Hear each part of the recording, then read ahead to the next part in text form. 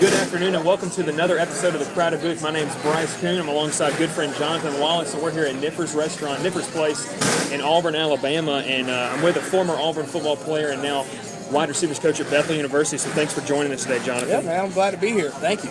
So if you all haven't been living under a rock, you know that National Signing Day was this past week, the second installment, which is definitely new for college football. And Jonathan's going to talk a little bit about his experience going and playing in Auburn and being a part of that, and then also his role as a coach now, having to take part of that on the other side. So, Jonathan, just tell us a little bit about your story and your recruiting process when you were in high school over in Central Phoenix City. Yeah, so I grew up in Phoenix City, Alabama. My dad went to Central. My brothers went to Central. So, obviously I went to Central, and left a great mark there, I think, especially for where the program has gone now. And at the time when I was getting recruited, when I started receiving some offers, was committed originally to Southern Miss right before my season got started, and got through the year, and the coaches left to go to North Carolina, Coach Fedora and his staff. And once they did that, I took a visit down to Central Florida, and basically fell in love with the school, fell in love with the coaches, fell in love with the team, and thought that was going to be home for me. And through that process, it was a very stressful process at the time. And then a couple days before signing day, I get a call from Coach Chizik, and he offered me a scholarship to come to Auburn and play quarterback. And, I was really excited about the offer, but at the same time, it was a little nerve-wracking, man, because I had my mind made up, and I thought that Central Florida was going to be home for me, and being 30 minutes from home, being able to play it in one of the best conferences in the country, I felt that this was the better opportunity for me. So I got to Auburn, started the last 4 games of my freshman year. And through my career, everything didn't work out the way that originally I thought I saw it out to be. And wound up going into a transition, and my last year decided to go over to wide receiver. And I told Coach Malzahn that I wanted to do whatever I could to help our team be successful. And he was glad and excited to hear that. And so I made that transition and played wide receiver my last year. And unfortunately didn't make it to the NFL. That was a dream of mine. That was something I wanted to accomplish. But physically, just was not able to. And that kind of cut that career short. But around about my sophomore, junior year of my college year, I felt and saw something that I truly desired and wanted to do in my life, and that was to coach. I think about the coaches that were in my life and what they've done for me, and everything that they've taught me. I still use those same things today, and I'm very appreciative of those things that I learned from them. Saw it as an avenue for me to get into, and that kind of influenced me to want to get into coaching. And I also saw it as a ministry. I am a man of faith, and do believe in Jesus Christ and Him as my Lord and Savior, and I wanted to be a leader of young men. I knew that was something that I wanted to do, and what better way to do that than to coach. And so very grateful for all the many coaches that have been in my life, because I got a great spectrum of some really good coaches, but also some really good men that had families, that raised their families to a standard that was God-fearing, and I'm truly thankful and blessed to have had that influence in my life through playing football. And that is what football has taught me and showed me through my life. And so now I find myself at Bethel University as a wide receivers coach, and also the director of operation. And started out, though, as a grad assistant at Auburn as soon as I finished up. So I was a grad assistant for 2 years, and then got a call from Coach Brent Dearman, which he actually grew up in the state of Alabama down in the Mobile area, and started out coaching down there. Came to Auburn in 2013 and 2014, finished up there, left here, and became the offensive coordinator at Arkansas Tech, and had tremendous 3 years there, left there, and went back home. He actually played at Bethel, played quarterback there, and now he's the head coach. And I'm glad to just be on that staff now. So it's been a crazy, but also at the same time a very wonderful transition for me.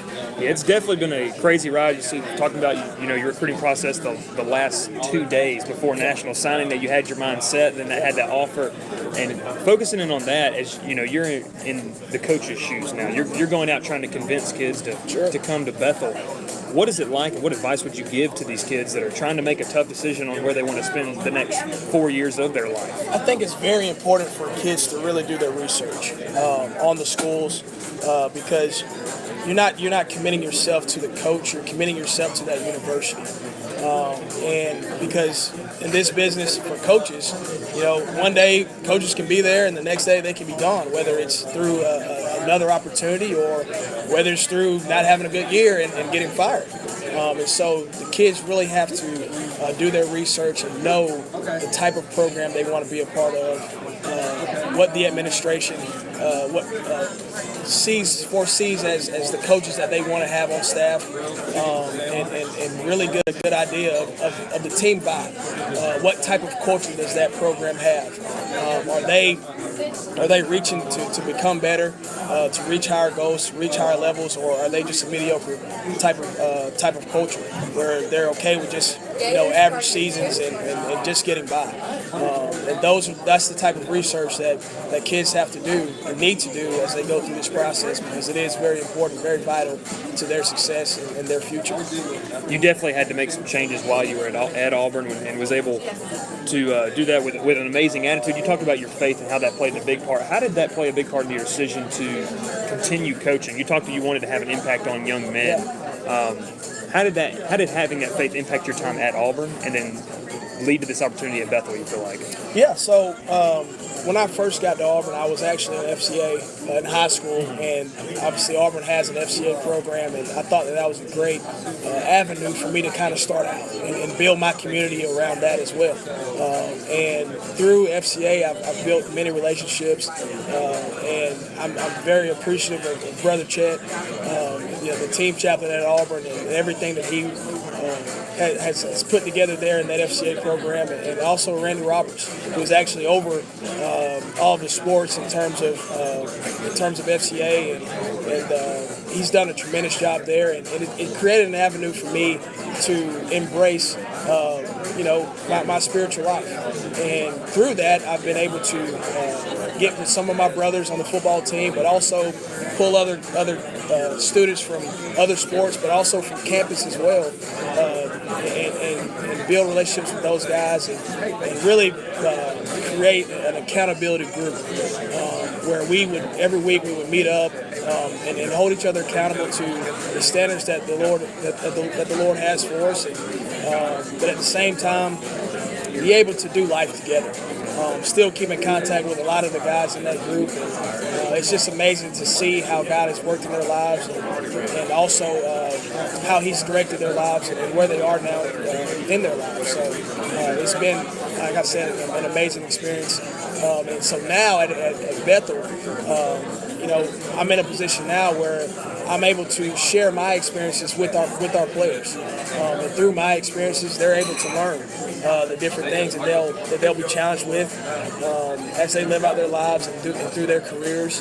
And right now, we got about 3 community service projects that are kind of going on up at Bethel. One is with Upward Basketball, so we have about 8 guys that are there, just helping out in any way that they can. We have some guys that are working a district tournament for high school teams right now. And so it's all about serving. It's all about giving of themselves. And that is something that I think that is very important for young men to really understand is to give of themselves. And once they understand that concept, that everything's not just about you, but you're in a position where you have influence. And whether you like it or not, those little kids that are at that Upward Basketball, they're looking up to those guys. And they want to be like those guys. And so every step that they make, they have to know that they're being watched. And the way it was put to me was that every day is an interview. It doesn't matter what you're doing or who you're around. People are watching. People are seeing your every move. And being at Bethel University, those guys are ambassadors for that university. And so it's important in how they carry themselves each and every day. You talk about, everyone thinks the athletes that have these platforms, and the first person that comes to mind is Tim Tebow and how he uses his platform to spread the word. And you definitely were able to use your platform that you were given, that God was allowed to give you at Auburn to help not only gather believers, but bring in new guys that maybe had never heard that message. And you're doing that at Bethel, and that's really awesome to see. Service is one of the biggest ways. Action is going to be the biggest way that as a group of believers that we're going to be able to bring more people in. You can talk all day on the platform, but once you earn the respect of other people, they'll start to listen to you. And so I think that's huge, getting people involved in the community, because you're right, they are ambassadors for the program. So as a coach now, and you talked about you feel like you've been developed as a man through your time at Auburn as well, what are some of the practices that you've taken from your time at Auburn for Bethel, now at Bethel, faith-wise and coaching-wise, that you want to develop not only these guys as players for maybe a potential, future in professional football, but also just as growing as men? Yeah, and one thing that Coach Dearman has implemented is that we're now doing the development of a Bethel man. And what is a man? What do we define as a man? What are the responsibilities of us as men, and how we carry ourselves and through our daily lives? And one thing that I challenge my guys with in my room is that no matter what they do, their attitude when they wake up that morning is going to determine how the rest of their day is going to go. Okay, and so I challenge my guys each and every day when they wake up is to make sure that you give thanks to the man above that is woken you up that day. All right, and not only give thanks, but be grateful for the many things that He's blessed us with. Because He's given us the talents, He's given us the abilities to do all these things. But we have to show our thanks. We have to show our gratitude to Him.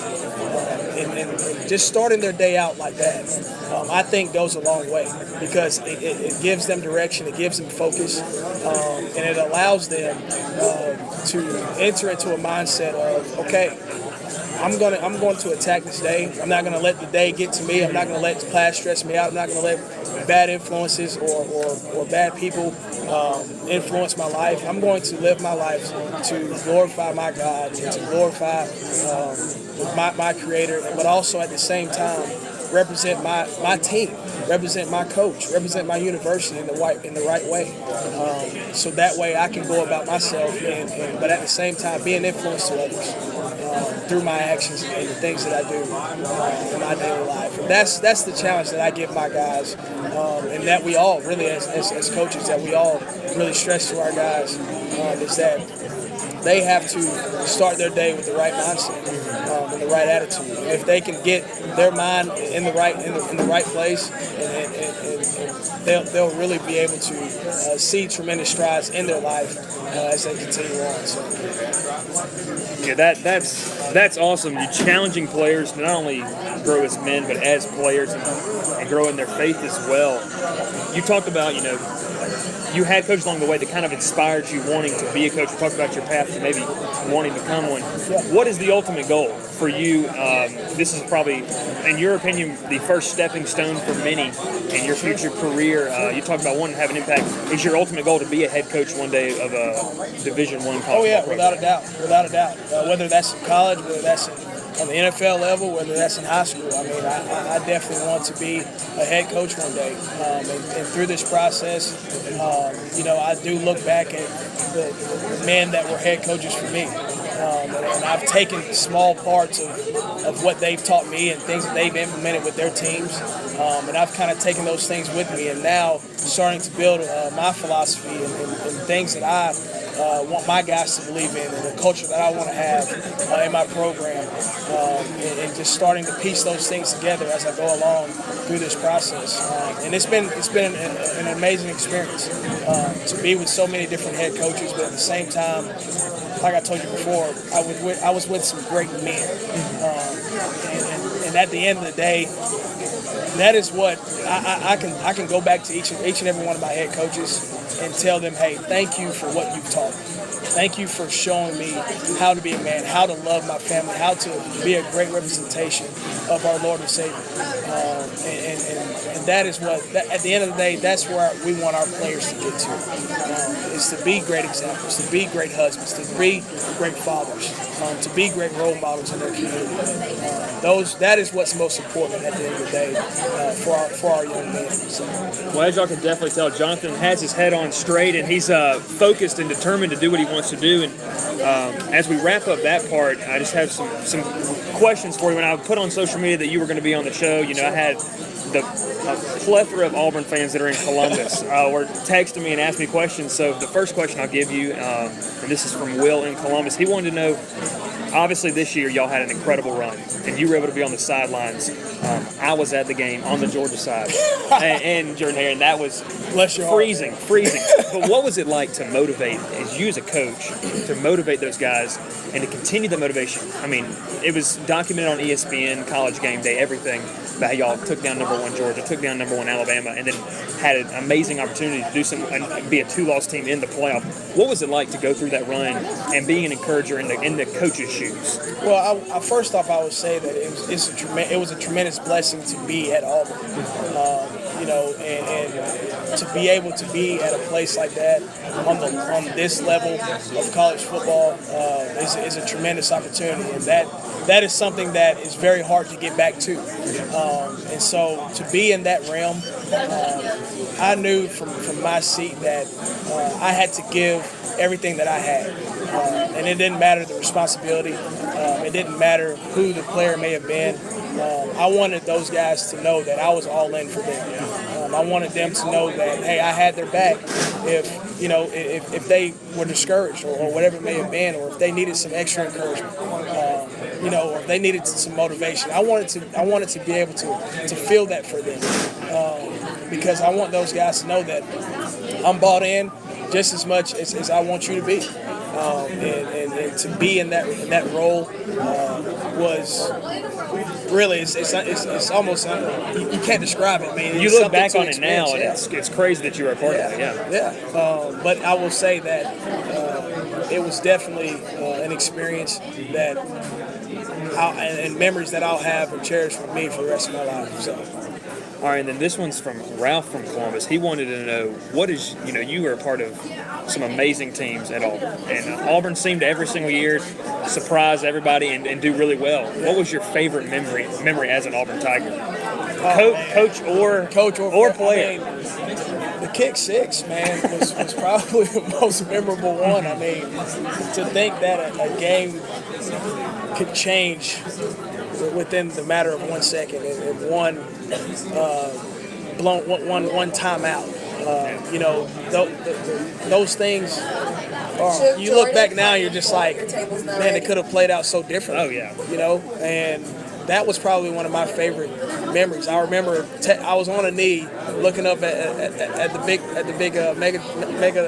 mega screen, and so I'm looking at it, and all of a sudden I see Chris Davis just run down the sideline, and I'm just like in shock, complete shock. Next thing I know, there's 40, 50,000 people on the field. And it took me literally 30 minutes to get off of the field into the locker room. I mean, there were so many people that you couldn't even move on the field. And so, I mean, it was an amazing experience as a player. And I'll just say that was one to live for. That was definitely, I mean, I remember watching that game, and that was unreal. I mean, like you said, there's so many ways that game could have turned out, and that's the beauty of football. You really never know what's going to happen with the time allotted to you. And then the last question, you see guys with this new recruiting cycle, top-notch quarterbacks, guys like Justin Fields that committed to Georgia. He's going to have a tough time unseating Jake Fromm. Guys like Trevor Lawrence is going to Clemson. What advice do you give to these quarterbacks that come in day one, and you coming in from the high school level trying to compete for a job? What is that like? What is the transition from high school to college like? Well, on day one, you have to come in with the mindset, and you're going to do whatever you can to get on the field. You have to have that chip on your shoulder because you used to go home to mom and dad or wherever it may be, and they're motivating you, they're pushing you. But when you get to college, you don't have those people in your ear right there to encourage you and to motivate you and to push you. So you have to come in with the mindset that I'm going to do whatever it takes to get myself on the field. And one of the most important things that I think, especially playing the quarterback position, is making sure that you have a relationship with each and every one of those guys in front of you on the offensive line, but also around you as well. You have to make sure that those guys know who you are. Those guys know what to expect of you, and those things are found out through workouts over the summer, off-season training. You have to be the one that's hey, let's go throw, let's go run through these plays, and just be all in to learning the offense, to mastering your technique, mastering your skill set, because at the end of the day, those guys are going to look to you. And if they don't know that you're going to bring it every day, if there's some days that you try to take off through those workouts or that rep that you might have missed, those guys are watching all those things, and they're making up in their mind, hey, can I trust this guy? Can I trust this guy to lead our team? And do I want this guy to be my leader? And so every little step that you take, and even in your daily life, how you live your life outside of football matters more as well. And so there's a lot of different factors that play into it, but I would definitely say that you have to come in with a chip on your shoulder, and at the same time, you have to get those guys to know who you are and to know what to expect from you each and every day. Yeah, definitely. One of the biggest things I was talking with a guy this past week, it's when you come to college, it's the best player from every high school there. At Central, you might have been the best player there, but when you get to college, it's the best guy from each high school. And it's just a pool of amazing talent. I think people take that for granted. Why is that guy not starting? Well, it's because he's going up against a guy that was the best at his high school. So that's definitely something I know that a lot of people are going to be looking forward as we get into spring practice here, and the spring games and all the battles are going to be working. And I know y'all are going to be busy with recruiting and everything. And your final days in Auburn is, I know you're going to look back on that and be fond of those memories and all the connections and relationships you made. But just want to thank you for being on the show today, and it was a pleasure having you. So thank you. Once again, this is Jonathan Wallace, former Auburn football player and current coach at Bethel. Once again, we want to thank Niffer's Place, the home of the handmade patty. It's a good place. Jonathan's already eaten, and I'm about to here in a little bit.